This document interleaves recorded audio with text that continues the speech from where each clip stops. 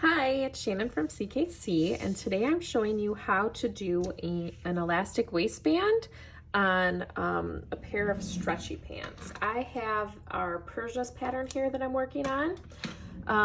All you're going to do is take your waist measurement, subtract it by 2, and that is the length of elastic that you cut off. And I have already put the ends together and sewn them to make a continuous loop. I like to do this for all of my leggings or knit pants. I think that it's super easy and fast, so this is the way that I prefer to do it. So the first thing you're going to do is you're going to find the 4 points on your elastic waistband. So I have the back seam where I sewed them, and then I just pull it straight down, and the opposite part I put a pin in, and then I match up the pins and stretch it. That's where it goes. Opposite sides, oops, stretch it, and that's where it goes.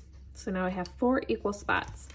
I would also do the same on these pants. Usually you have just a front and back center, and then I would just put a pin there, put a pin here, and then put a pin in each side. However, there's side seams down these pants, so my 4 points are already done for me. So all I have to do is pin my waistband in here. I like to make sure that the seam on the waistband, or on the elastic, sorry, matches up with the back elastic seam.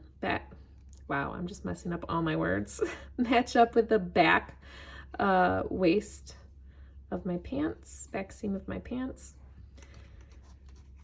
And then you just go around. The elastic is going on the inside of your pants, like so. And then the last spot here. So it looks like this. And then when I sew it, I'm going to stretch it slightly as I sew so that it all is flat. You see how it's flat? Where when I have it like this, the fabric, there's gaping.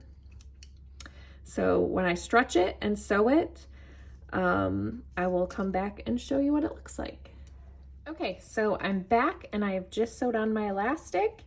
As you can see, it's on the inside, and I just sewed all the way around the top. And so now what you're going to do is you're going to just fold the waistband down, and then you're going to sew, let's look at the inside, all the way around. If you don't have a serger, you can definitely use a sewing machine for all of these steps. I just find it's a lot easier because I have a serger, so that's what I use. You can zigzag these on with a sewing machine on this next step if you want, or you can do a looser straight stitch, which is what I do. You could also use a cover stitch if that's what you want, but I just prefer to use my sewing machine for this next step. So you're literally just going to sew all the way around, and I'll show you what it looks like. Okay, so here's my waistband.